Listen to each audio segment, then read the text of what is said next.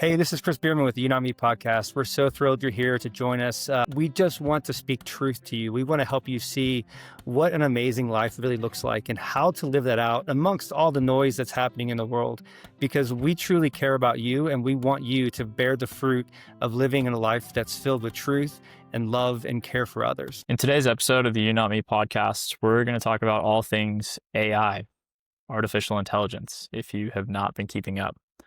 AI seems to be moving forward at a crazy rate. It's like exponential growth and acceleration in terms of what these bots can and can't do.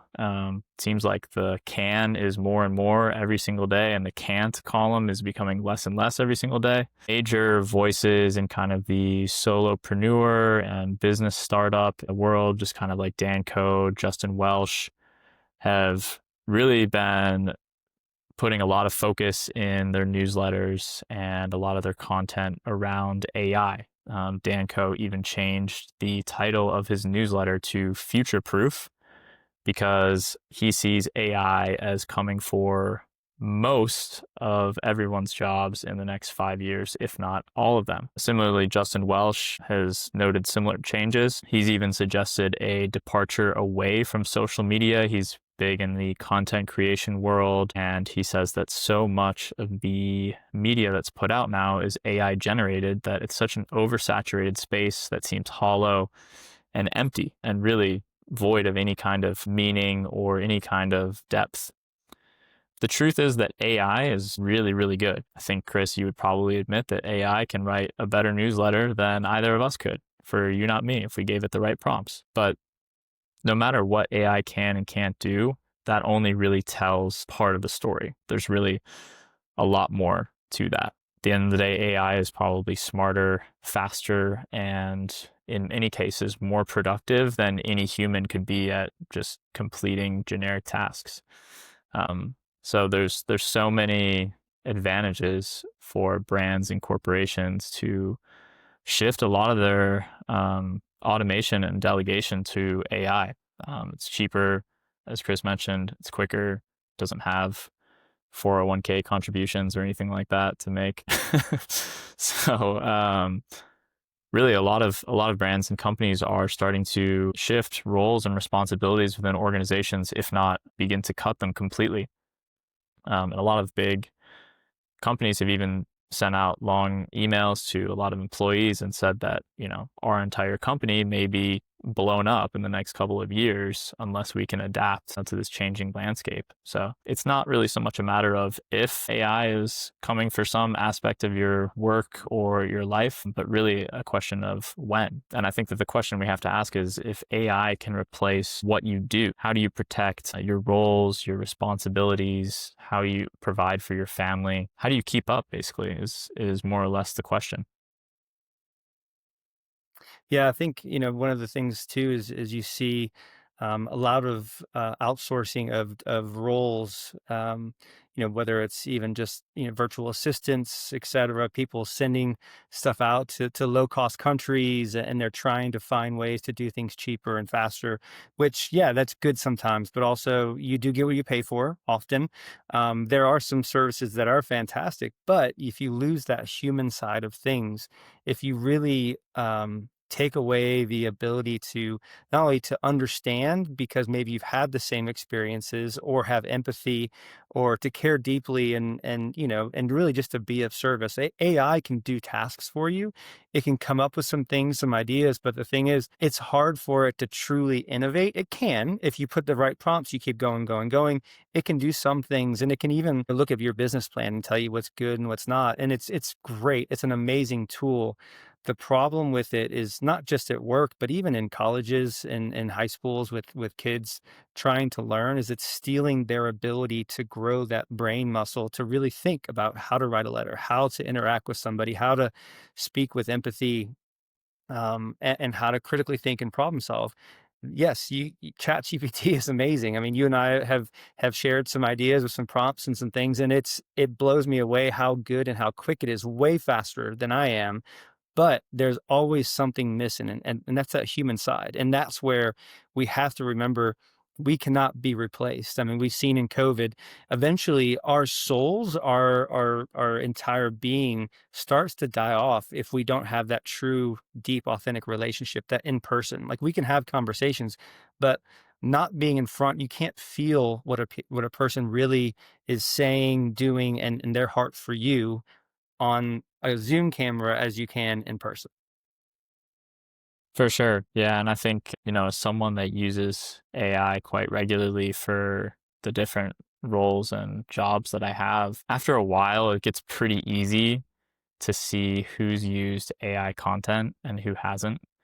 Like I can scroll through emails and like newsletters I get and like social media posts and I can go, oh yeah, that's a chat GPT copy and paste right there. And I think that there's a lot of things that you can learn from AI. I think that like if you're just looking at, gaining information, whether it be a quick question or learning about a certain topic, it can help you accumulate knowledge, but accumulating wisdom that you can use in real life is a much different thing. And I think that's what you're pointing your finger on there. It's just that acquiring wisdom takes this whole process of like trying something that's kind of beyond your reach.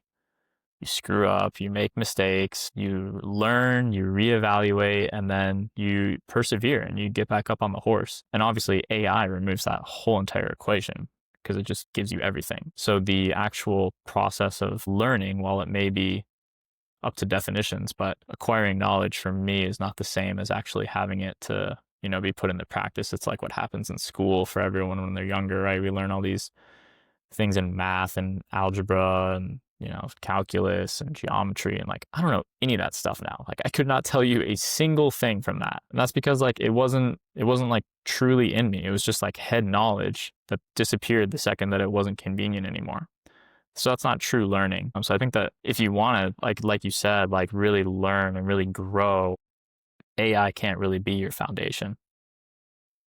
Yeah, I think talking with one of my friends that's high up in the HR department of one of the largest banks, um, is I keeps kind of coming into my mind is how he said so many of our summer hires, meaning students that are coming right out of college, new graduates coming that maybe went through their internship program and coming and starting their first job at the bank. He said so many of them are not ready. And the problem is again, one is phones, one is chat GPT and all that. So you can use all this technology. It's an amazing tool. But the problem is if you forget how to be human, how to handle when things fall short and you need to apologize, or even if some sort of there's a glitch in with the computer system that totally messed up a project or whatever, you still have to learn that ability to have the human conversation and understanding like, hey, we made a mistake, we're very sorry, please forgive us, we will change it, we will make it better, and we will move forward hopefully with a stronger relationship.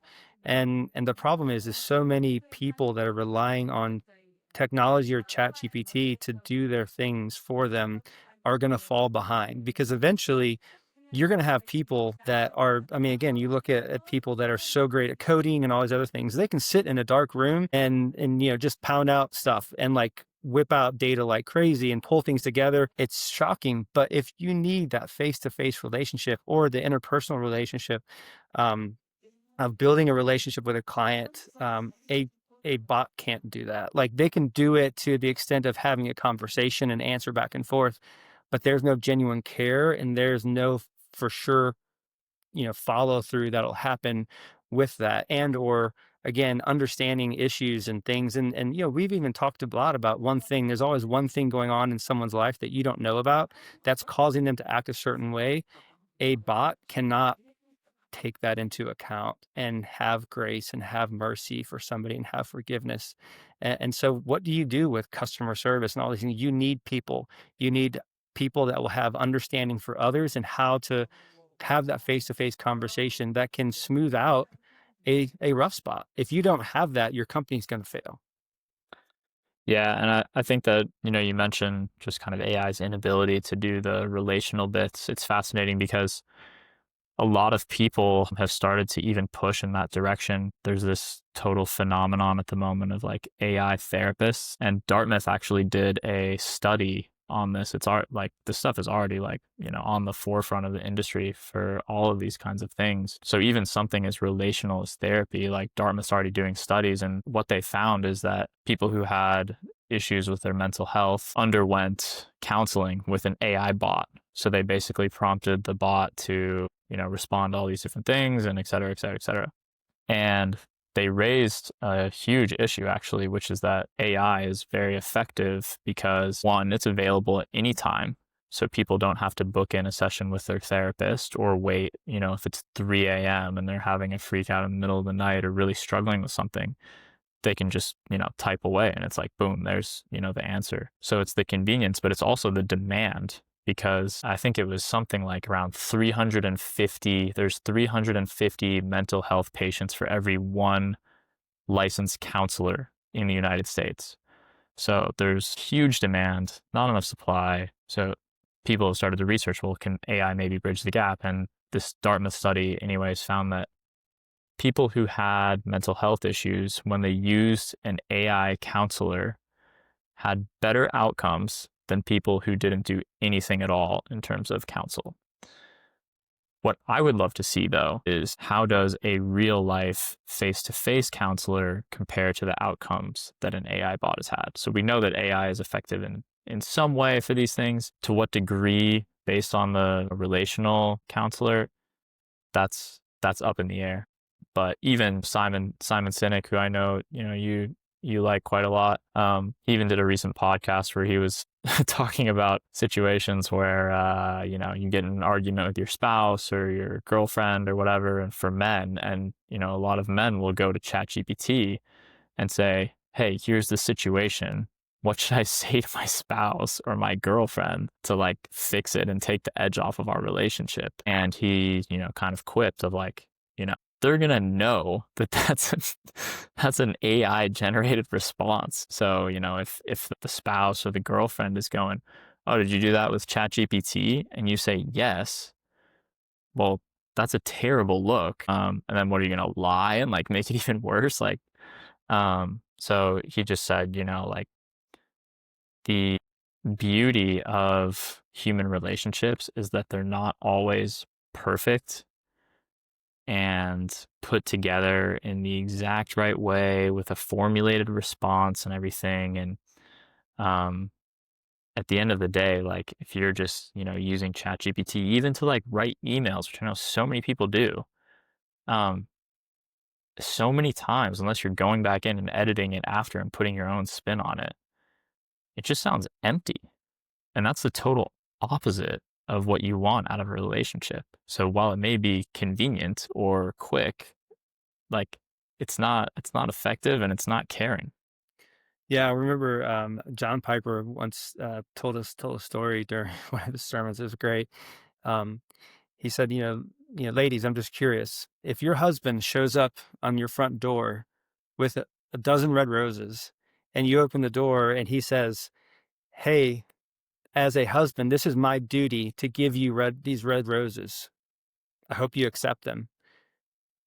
How are you going to receive that? Like, okay, doing his duty, it's hollow. Like, this is what I'm supposed to do.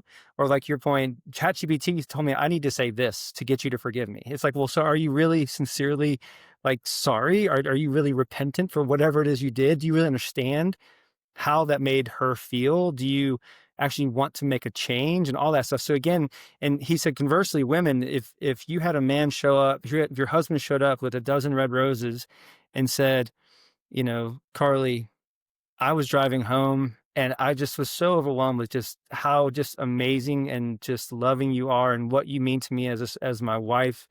And I just had to pull over and stop and buy these and give these to you just to say, this is a tiny little aspect and glimpse of just how much I love you. And I'm so thankful for you whenever she's going to receive them in a very different way than somebody saying, this is my duty. Here you go. Like it's very, again, very sterile. And I don't care how much to your point, you can get. So, I mean, anything is better than nothing. Like the AI, counselor compared to no counselor, like that's like saying, well, hey, if you want to lose weight and you go for a walk, it's like, great, go for a walk. That anything is better than nothing than you just sitting on your couch and just, pounding ice cream and chips or whatever it is, and not working out at all.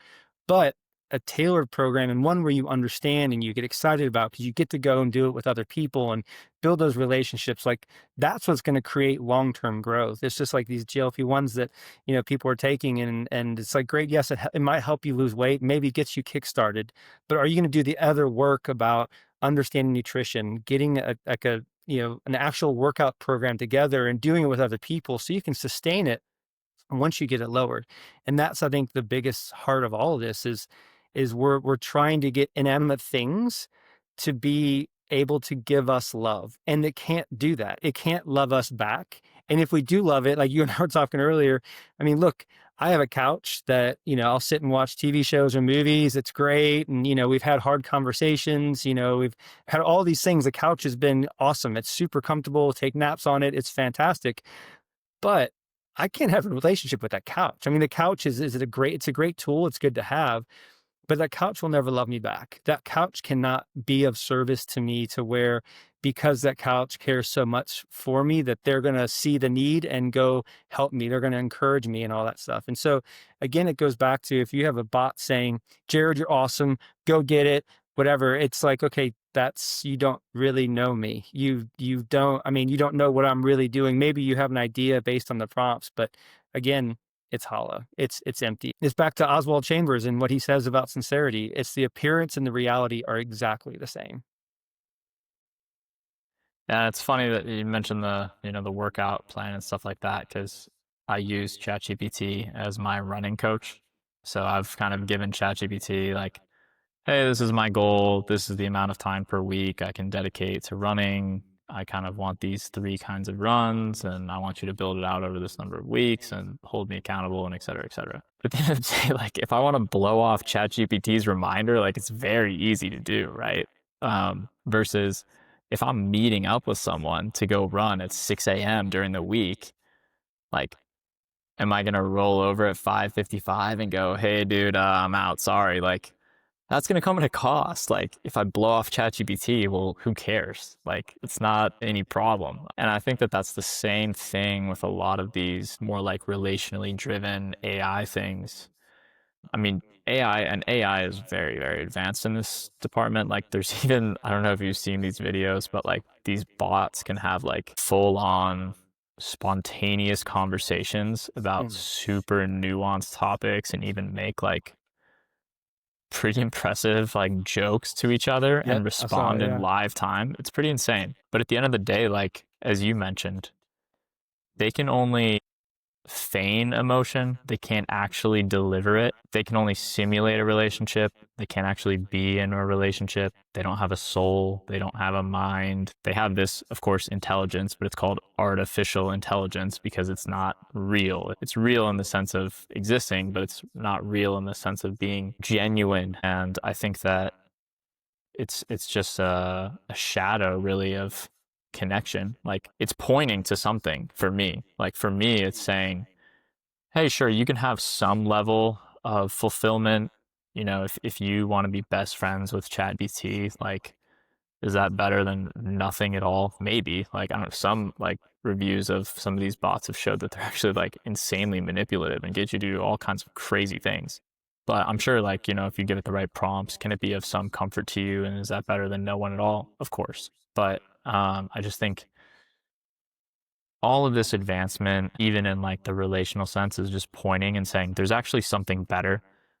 This is all just a shadow of the true substance of relationship, which you can only get through a genuine, true, deep, meaningful human relationship.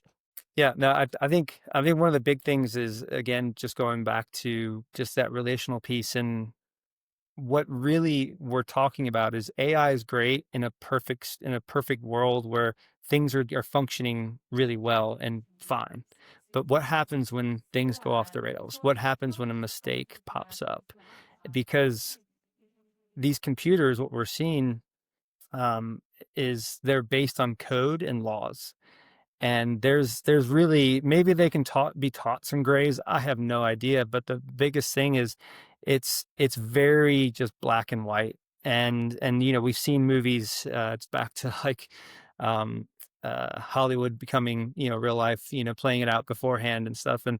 And we've seen in movies where all of a sudden the things that we created that were supposed to be really great to help our society then turns against us because it's followed by rules and everything else.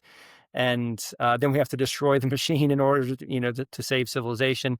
And this is kind of what's happening is we're getting to a point to where if it's only black and white and it's like law or no law, then there is no grace, there is no forgiveness in relationships. And it's kind of like, I don't know how many people out there have kids that are probably in the anywhere from 10 to 20 something year old range.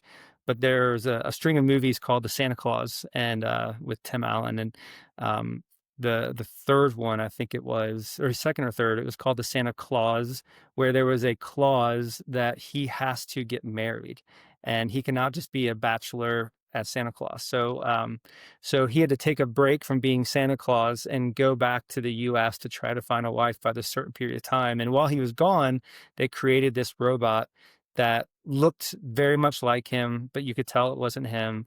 But then it was trying to run, the toy store, and it was trying to run the North Pole and make gifts for Christmas. Well, what happened is all of a sudden he started looking at all these people that they were making gifts for. And he's like, well, no, this person did one thing wrong. They're on the naughty list. Like if you do one thing, you're gone. And so he said, everybody needs to get coal for everybody. And then all these elves were, saying, no, we can't, we have to like have some kind of care and grace for these kids. And then he started locking all these people up, and it just went nuts. And again, Let's because go. they're The robot Santa was just a big laying down the law Leviticus kind of that's guy. right. That's right. He was going, straight law, and there is absolutely no grace whatsoever. And so um again, back to it's, again, this is the beauty of being human, as you said, is there's beauty in brokenness, in the fact of understanding, even just faith wise, there's beauty in seeing what Christ did for us in our brokenness, but also just in relationship is in how do we live that out, and how do we care about people and know that not one single one of us is perfect 100%. And there is grace, there's forgiveness, there is change, there is growth. And with I mean, the problem is can AI grow? Like, sure, they can make it better, but as humans, we grow from, day one to whenever the last day is. And it's funny, there was a great quote I heard the other day that when we're born, we look like our parents. When we die, we look like our choices. And the thing is as we grow, we continue to learn, and we have these ebbs and flows in our journey that we hopefully continue to grow and get better. But also, there is beauty in seeing the growth and also the struggle, and that's what AI doesn't take into account, and that's where the humans will always win in the long run.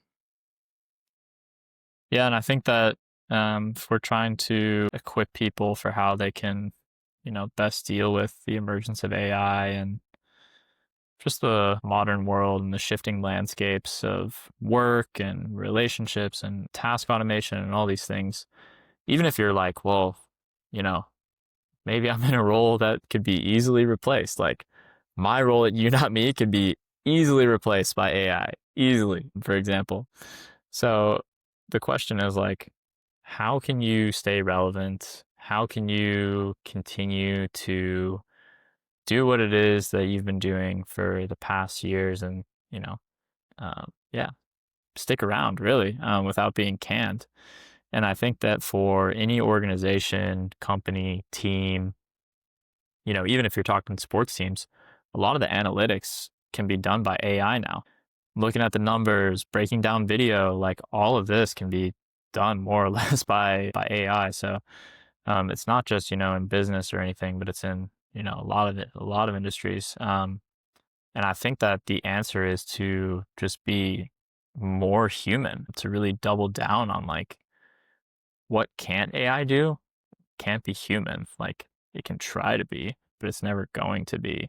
So what are maybe some action steps for people that you would give if they're like, yeah, I want to be more human, to steal Dan Coe's line, I want to quote unquote future proof myself, how would they go about that? One of the things that you need to do is you need to learn to critically think. You need to stop letting Chat GPT and all these AIs think for you. You have to, yes, maybe you can use them for prompts and ideas, but you've got to learn to have the conversation. You've got to learn to actually read a book so that you stimulate your brain, you understand, you learn. And then also just like have more conversations, learn how to show up more for people. How do you sacrifice? How do you love better? How do you actually be of service in a human hands and feet way versus just, showing up and doing your job and clocking out and leaving? Like, can you make the people around you better? Can you make your workplace better? Can you bring more joy? Can you bring more love and service to when people are struggling? Can you actually see the need around you? Because AI can't see the need around you. It can't take in what's happening. It can't take in the circumstances. You have to input the information for it to take it in. So, can you be more human? Which is basically all we talk about, me, is caring about the person in front of you, knowing how loved you are, and then out of that love, loving other people well. And if you can do that and you can truly show up with work to work with excellence, you can critically think, you can problem solve, you can encourage. I mean, you will be absolutely needed everywhere you go. Every place, if you talk to them now, they need more and more people that can actually carry on a conversation, that can build relationships, and that can serve people. Because, yeah, I mean, innovation, just if you can think and innovate and care about people and actually be able to work with a team, again, why sports is so great, because you learn at a young age, how do I work with others and towards it the same goal. So if you can do all those things, teach your kids those things, they will always be needed. Yeah, I think that irreplaceable people, especially in the future, aren't just going to be people that can grind out tasks and just get through a massive to-do list. I think that that's going to be kind of like the bare minimum, or you can kind of automate a lot of those things with AI, as a lot of companies are doing. But the irreplaceable person in the future, no matter if you are coaching a sports team, if you are playing on a sports team, if you are working in a corporate setting, if you're working in a medical setting, any of these things, it's really obviously, can you do what you're supposed to do? But beyond that, to become irreplaceable, you have to be able to create transformation in the lives of people around you. You have to be excellent in those relational areas that you mentioned. And I think just going above and beyond relationally, and not just, as you mentioned, clocking in, clocking out. I'm here to do my tasks and, go through A to Z on my list and blah, blah, blah.